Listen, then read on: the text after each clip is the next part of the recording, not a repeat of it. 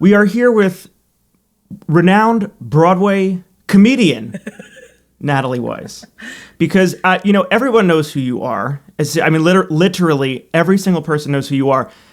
Nobody ever. I'm serious. No one ever talks about how funny you are. No one ever mentions some this. people do. So, You're just late to the train.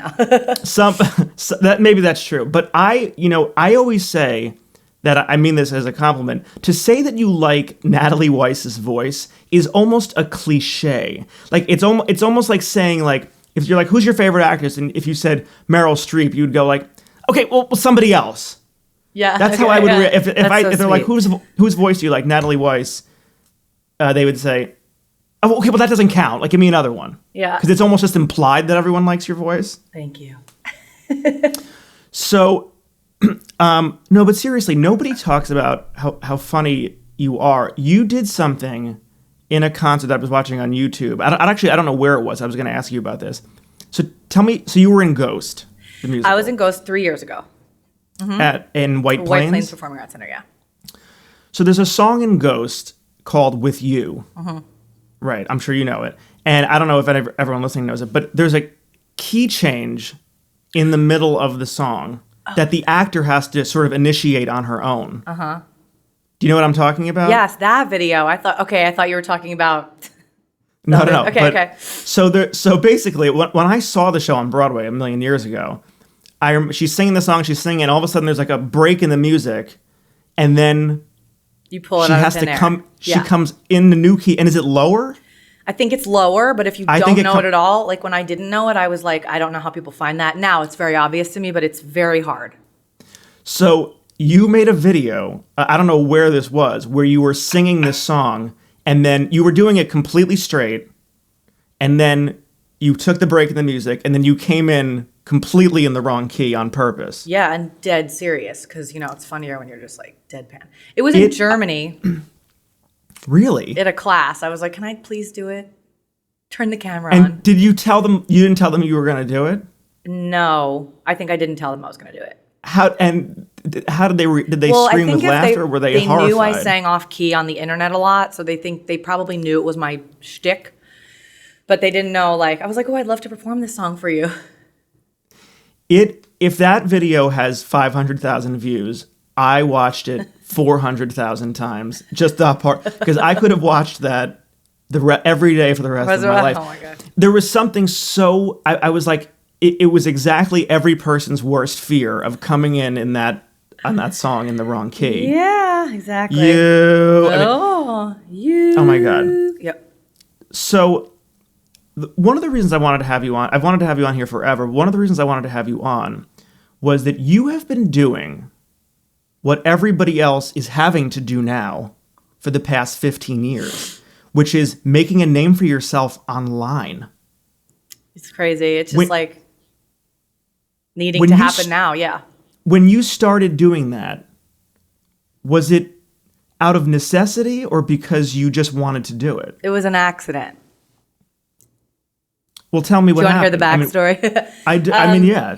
So I was in college and I was singing a Dreamgirl song as kind of a joke, like an opera joke, and I Am Telling You. Good, because that's never going to happen again. Right. Never going to happen again. Was not even as a joke. Nope. Was not even. Now, 14 years later, there's no way that would happen. But 14 years ago, that was very, very funny to do white girl singing opera. And then I belted the end, but a lot of people, seemed to like it. So one of the freshmen was filming on his probably Nokia, whatever. And then he put it on this thing called youtube.com. And that's why I'm here today. You are one of the earliest viral videos. It just happened at the right time. Mm-hmm. Musical theater viral video. Somebody posted, do you follow that page, YouTube? It's yes, I saw it. Let's Hear for the Choice. That's Let's Hear for the Choice. And there was a video of you singing the song from Carrie, I think. And somebody said, the original viral video. Oh my God. And then somebody said, the caption is so funny. If you option down, if you're singing the melody, you're not doing it right. Because the melody is not that at all. I was like, oh my If God. I'm sure, right, let's just send that to the composer. I'm sure he'd be so happy to hear. thrilled. If you're singing the melody, you're not doing it right. Something meaning, like that. meaning every musical theater BFA has written a better melody than this poor man who wrote the fucking song. I know. That's not what I meant to do, but yes. That was, But that's that why was you're here. 2007. When did you start becoming really well known in the industry? When did people start being like, oh, I know you? So after 2006, Dreamgirls came out. So I was getting a lot of friend requests. And I was like, why are people requesting me? And I was like, whoa, I guess they saw the video. So then in the summer of, showcase season 2007, I put up my showcase video. And that's when people were putting up their showcase video. It wasn't even on my channel. I didn't have a channel. It was Penn State Musical Theater. So then it went viral, for lack of a better word, because to be honest, I think they've barely hit 100,000 hits. You know what I mean? Like my TikTok hit 4 million in 2 weeks. And back then it was very viral. But viral in the musical theater community. And then it just kind of grew little by little. People would think, oh, you belt, so you can teach, right? That's not the case normally. But I always sort of was coaching in college. People trusted me with my opinion to like at least play the piano for them, even if I had said nothing. So I was like the resident, like, do this rep for me, suggest this rep or coach for me. So then that started, and I also did apply for music ed, so I definitely knew I wanted to teach on the side. But the good news is I didn't have to get a waitressing job. I could have a few students, like 2, charging nothing in 2007. And then I auditioned just like everyone else, did some shows. People in the theater industry, like casting directors, there's no way anyone knew of me. I was just a normal person auditioning. Did the Les Mis tour and was kind of like a little bit uncreatively fulfilled as a swing, covering like whore number 1 in Bloody Whore, So Can't imagine why that was creatively unfulfilling. Exactly. So I was making swing covering a whore. I was making the most money of anyone in life because nobody was working. So I was like, oh, I'll just save money and be able to like live in an apartment. So then when Beyonce's Halo came on the radio in 2012, somebody was like, how do you do this riff on that word? And I was like, I don't know, let me count the notes. So then I counted the notes, said, oh, it's like a scale, except you skip a note. So tilt your head on the 5th note. She's like, cool, that works. So I just filmed a video, didn't think it would turn into any brand, any series. And then 35 episodes later and like a whole brand, accidental, on purpose, And then years later, I was like in a place of what am I doing with my life, as everyone is, no purpose. And then I had this client who I posted on the internet, look how good he is, not look at me teaching. It was like, look how good he is. I didn't even say anything. And then the private coachings went viral. Like it wasn't even a business plan. It was so much of my career has been by accident at the right time and sort of on purpose. But also I like to like believe, how you're like, she's funny, people don't know. I like to post things that are funny and real. So I think that's just what, it wasn't like, and now I will do this for 2 billion views, You are an interesting person in this business because I think you are both a complete insider in that literally everyone knows you, but you're an outsider too because your path to being successful in this business is completely non-traditional, but also, unprecedented in a lot of ways too, I think. Do you agree with that? It's a different path, which is, I'm so grateful for the path. And it's such a weird, like, what if I chose the University of Miami to go to? That video would not have, because I almost was going there. I always think like that video would not have gone on the internet. I would not be doing this podcast. I would not have, so many things happened because of that and that. But it wasn't just, I rode the wave of it. It wasn't I sat on my ass and let it happen. However, it really was kind of accidental.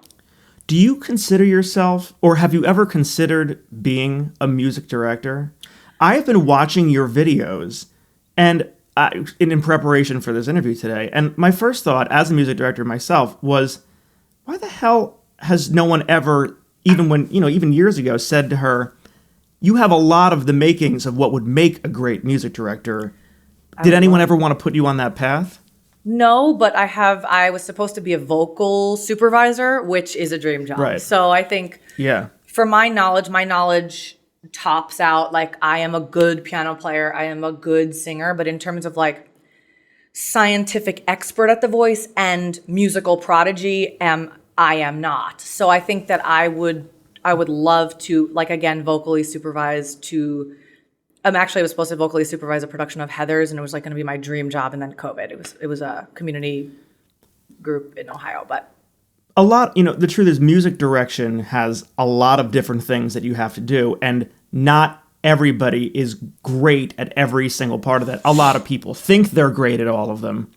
But the truth is, I mean, the skill set really required between, conducting, playing, being a good teacher, being a good people person, being Yup. good with actors. There's like kind of a wide and bizarre spectrum of skills, and people have different strengths or better at parts of them. So I don't think anybody is really born being great at all of those things. You kind of have to learn as you go, and then you get as good as you can at all of them. But I was just watching you thinking you would be a great MD because you do play and you teach really, really well. I was watching you teach those riffs, and I said, "Oh my God, I believe the reason that these went viral is not necessarily because everybody wants to learn how to riff. I don't think that that's true. I think that your way of teaching it is very interesting, and it's not a way that I would have ever thought to teach it. The way that you slowly go through it and sort of find each interval and then add one layer on at a time. It's actually a very clever way of teaching music. well, that's awesome because I'm finally doing a riff course from the beginning. So maybe you'll buy it. Maybe people will buy it. Yeah, I'll buy it. If you I think would it's totally buy it. interesting and you're a musical prodigy. I'm not a musical prodigy. I mean, but I am a music director, and I think I found your way of teaching it to be really interesting. Thank you. So we are in this era of COVID, and everything has sort of been upended now, and everybody is because everyone's career in this business, except possibly yours, has changed. Because aside from the shows that you were going to do in person, obviously canceled, but like, are your voice lessons that you teach and vocal coaching still happening as they always did? I mean, like, my business tripled during COVID. Like, Yeah, it's unbelievable. insane. I had to stop private coaching for these months to do other things, Yeah, that's which insane. I'm grateful for, Yeah, but I just said, when I was thinking about this, I've got to get Natalie Weiss on this show because this is the year of Natalie Weiss. She's doing what we all wished we had been doing for 15 years. It's crazy. Yeah, I think it's a good thing for you. So you were just in Emoji Land too, which I saw and I really enjoyed. There. And I was there this night that every single person that I have ever met in my life was in the audience. I don't know if you remember that, but we were hanging out in the theater after the show for like hours. I finally said, like, does anyone close this play? It was so late, and everybody was still there. I said, does this ever close? Or was just like this was become a nightclub? But everybody, because there were so many names in that show too. I mean, I don't mean names like movie star names, but there were lots of Broadway folk in that show. Mm-hmm. Was it fun? Yeah, I mean, it was so funny. I didn't get to be like the funny role, but I was like the grounding role. So I get to watch all of the, like, I used to die like on stage after I sang my big song and Josh Lehman said, "Construction worker, that was so loud." And I was like, Yeah, we had to keep it together. It's very, very clever. It And is there's clever. a lot of bops. What? There's so many bops, like some radio. Oh, bops. Oh, I'm sorry. Is that like something that kids say? Yeah. I'm living in 1988. Yeah, okay. As you can tell by these headphones, which are literally what you would put in a Walkman. So, Emoji Land I saw right before, like, I will never forget my Emoji Land because it was like right before COVID. It was like one of the last things I saw before COVID. And then the last show, which was so crazy, is there's a song called Virus, and it was our last show because of the virus, and we had one more week. It was that's like really scary. so meta. I want to. This is going back to something before, completely off topic. Do you remember? There's another video. I'm like that guy. It's like, remember that one time you did this? There's another montage of you playing the opening to "This Is Not Over Yet" by Jason Robert Brown. Which, again, if there's 600,000 views, I'm all but 3 of them. It's so. What, me trying to get the notes all in there? You edited this montage of you trying to play the opening and it just like bombing every time. Because it's really hard and it's fast, but there is a hilarious montage that somebody else made of all these different people playing the opening to that. For anyone that doesn't know what that is, it's this fast Jason Robert Brown intro of 16th notes, and it's a weird pattern. Once you get it, it's totally doable. It's just a little bit of a mind fuck. Somebody made a montage of different pianists. It starts with Jason Robert Brown playing it flawlessly, like perfectly in time. Oh my god! And then everyone. Have you ever seen this? No, you have to send it. Oh, and then all these pianists playing, and then like sometimes at literally half speed, but still playing it wrong. So,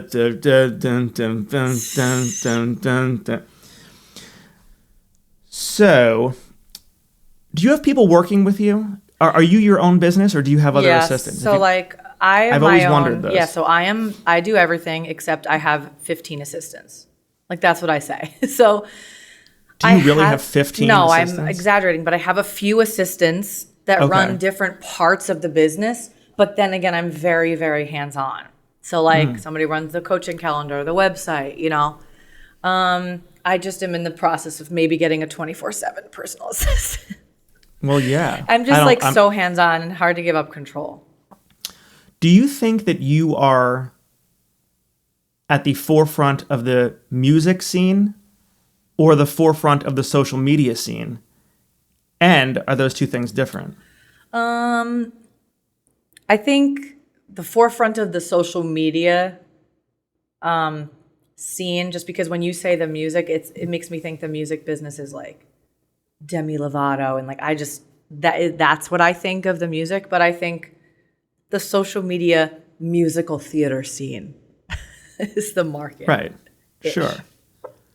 But I just wonder if these two things have now merged into one. Yeah, idea. I mean, they have in some respect, because a lot of what I post is music on social media, or mostly music on social media, or some funny comedy bits, you know. Has the music business, or even like musical theater music business, has it all collapsed on itself now that everything is being done on social media? Everything is being put on YouTube. Have we imploded in on ourselves, or do you think we'll ever go back to the old way of doing things? That's interesting. Are you asking because of social media or because of COVID? That's the problem. I think, yes, social media. Who knows what's going to happen after COVID? But, you know, I'd like to think like, yes, there also, are still... what's after COVID, by the way? I don't know. That's what I hear people say. That I didn't mean to interrupt you, but I hear people say, well, when COVID's over, I'm like, okay, but we're not, like, this is now post-coronavirus. The virus is going to go away, but we may always be in post-COVID. Do you know what I mean? In what respect? Even if the virus doesn't exist, we're living in the world that it already had existed. Right.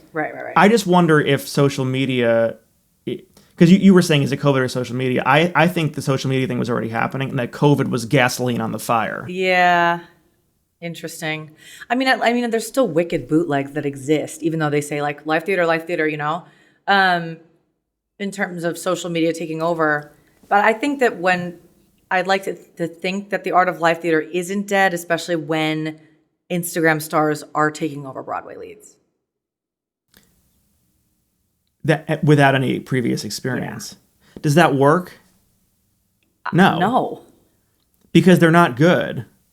If they are, great. Oh my God, didn't know. Wow, bring in the followers. That's amazing. But but if they're great, they're great. Yeah. If they're great, they would be there anyway. But if it's just a number and have never sung or been on a stage, it's confusing. The idea they never sung on stage. Like, who would put somebody in a Broadway musical that's never sung on a stage ever? I know it happens. The idea of being in a Broadway audition and somebody being like, "Well, how many followers do they have?" I That know. Isn't scares that me. insane? It scares me. I mean, I hear it happening all the time in film. It happens in every film. I will say the only thing. Sorry, continue. No, you first. The only thing that I finally hired a team of brand managers, however you call them. And I'm finally doing paid sponsorships for certain brands where I'm not just getting like free cookies from Tate's, which was kind of a joke that happened 2 years ago. I'm like, I don't need any more free cookies. So the way they're pitching it is they only look at numbers. What are the numbers? These people don't know who I am. They just know numbers. You know what I mean? That's what's so crazy. In the Broadway industry, I would hope it's different. That is like a surefire way to just kill any good art, is to make it a numbers game. Numbers game, yeah. When you're like, oh, who are we going to give the part to? She has 20,000 followers and 5, and this girl has 20,000 followers plus 2. Oh. Okay, it's her. You see, that scares me, as opposed to being like, well, let's look at the person, let's look at the art. Yeah, exactly. Let's look at somebody. I personally suspect that we will try this for a while and we'll just realize that it doesn't work. And that we maybe will live in that era of like, oh, we go by the numbers, but then people will a show is only going to work also if people come to see it. And I hear this, I've had this argument all the time too, when people say we need this kinds of show on Broadway, we need this kinds of show, and we need more stories about women, and we need more stories about this. I'm like, that's great. But people have to buy a ticket. Right. It doesn't matter if nobody buys a ticket. Because at the end of the day, it has to sell. And, we say we want this story and we want that story. You can put whatever you want on Broadway. But if no one buys a ticket, then what was the point? Because it won't run. So tough. It is really tough. You have, how many, do you mind my asking how many followers you have? I mean, I know we can look that up. I thought this wasn't a numbers game. Just kidding. Followers don't matter at all. How many do you have? So funny. So basically the platform I've been on for the shortest amount of time, I have the most amount, 361,000. 361,000 on TikTok. And I've been on for, I don't know, less than 3 months. That's insane. Instagram, 112,000, and YouTube about 225,000.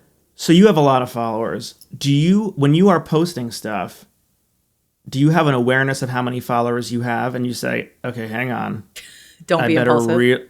Yeah. Don't be impulsive. I better really make sure this sounds exactly like how I mean it. Oh, trust me, all the time. I'm constantly second guessing captions. I have caption consultants. That's like a funny part of my fucking day. Literally. Is that a paid position, or no, is that that's honestly like, it's a not joke. Yet. Like, CC, I need help, caption consultant. No, not yet, because to be honest, I have an amazing group of friends that are very funny and very witty. I do pay. I would love to be able to pay my friends to do work for me, but a couple like jobs here and there, graphic design, but caption consultant, not yet a paid position. Everything is under a microscope, right? So like, I mean, I'm trying to think of an example. There was something that I posted that somebody, I don't know if it was a DM or a couple people had a problem with it. I was in London and I posted like a picture of London. The London Tube is very honest. So it's like, trains stopped due to body under train. Like, it makes you laugh. Like, hello? And I posted it like, whoa. Like, New York would be like, problem, not body under. Like, it was so explicit. Right. And I was like, whoa, London or something. And it came for me. Like the things that, how something like that is not something to joke about. And I'm like, no, I'm literally laughing at the platform, not treating it seriously. People have a problem with anything you say. I mean, for example, I'm trying to be PC on this, but one time I was looking in the mirror in a post and I was like, oh, my OCD is flaring up. My eyeliner is like uneven, and DMs, just so you know, you really can't throw away obsessive compulsive because I have it. And I was like, okay, first of all, I have it too, to a degree. So I actually am not. Second of all, yes, you fucking can make fun of obsessive compulsive disorder. It's okay to do that. I mean, we're allowed to make fun of something. Even what you said about the body under the train. you're like explaining yourself. No, I'm not laughing at this. It's like, no, you can laugh at that. It's okay. We are in this culture now where you just can't laugh at anything because you're like, I'm like, who exactly would you be offending? The body? The body, yeah. I'm offending the city of London. But London put up that ridiculous sign. Exactly. I don't know. I'm trying to think of like the most like, oh, wow, because then I have like my friends that hold me accountable. You really shouldn't have posted that. Next time, ask me. Great. You see, okay, but who is your friend? Hitler? Like, I mean, you know what I mean? Like, what?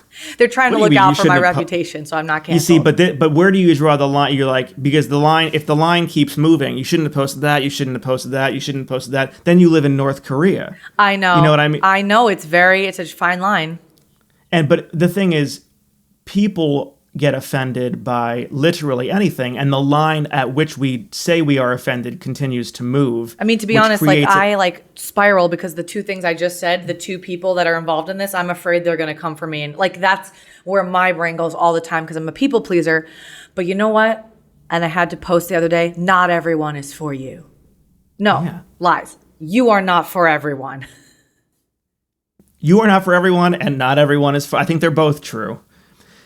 Do you feel like in this age of just political insanity, we are in this complete like post-apocalyptic, insane world maybe, right now? As of today. Do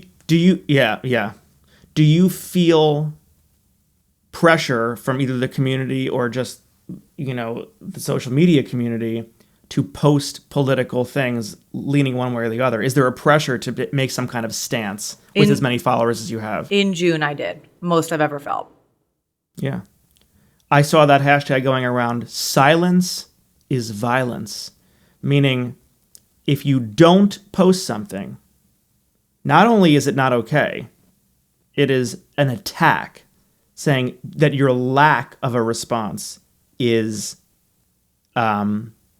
considered a threat. Mm-hmm. I understand, obviously, there's horrible things going on all the time, and these causes are really important, and they do carry a lot of weight of work that really should be done, I think, culturally and in our country and in the world. But I just wonder when we get to a place that not posting the black square on your Instagram. Oh, that was a crazy day. Because then it changed 24 hours later.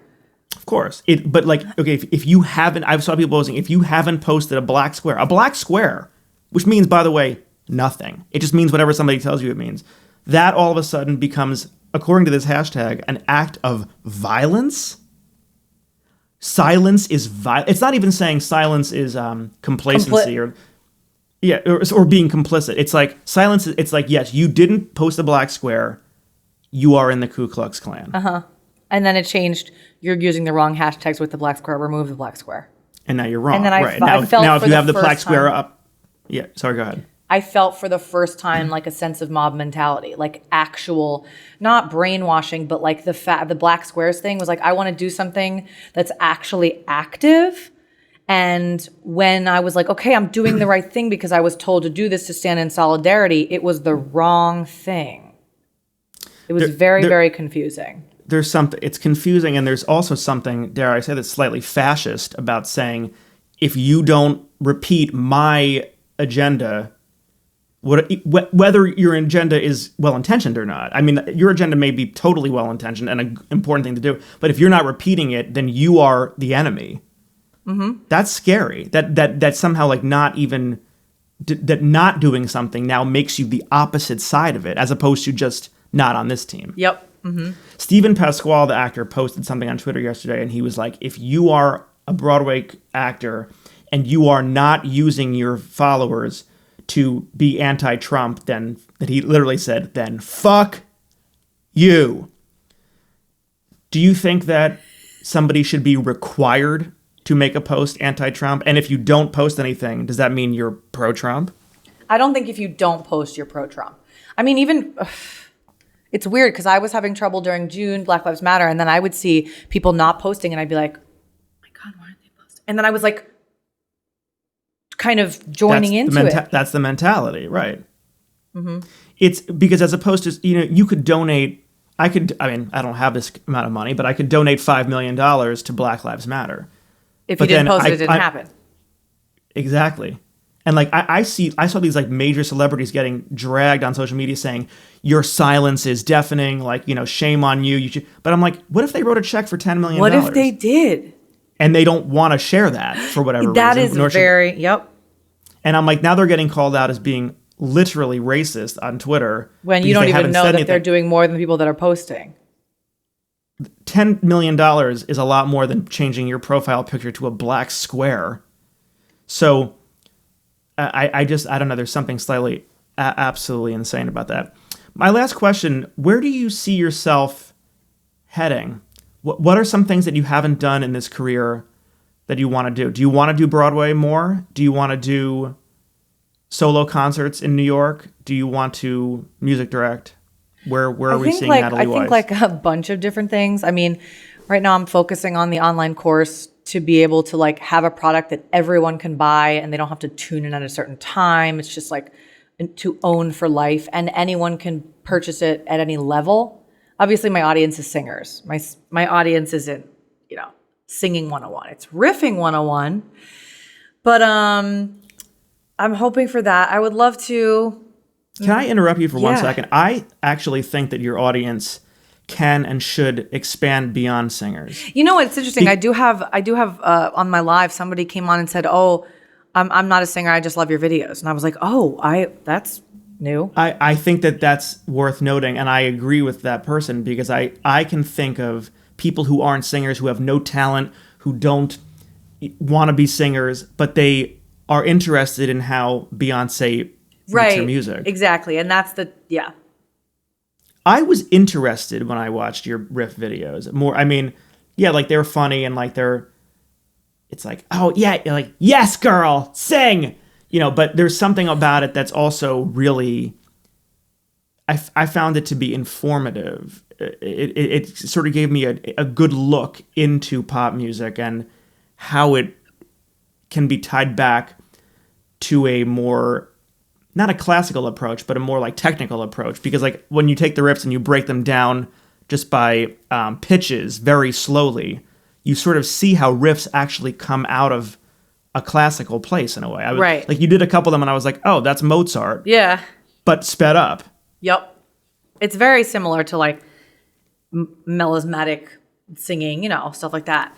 The TikToks now updated they have to be 57 seconds. So there's like no comedy. It's just literally, this is the riff. And the audience has been really interesting because you're getting people that are like, Beyonce, cool. And then they stare at this. You can duet on TikTok. So I get people that are like they don't really try. They're just like, cool. So that's like new audience. Tell my audience what you would like tell my audience your accent.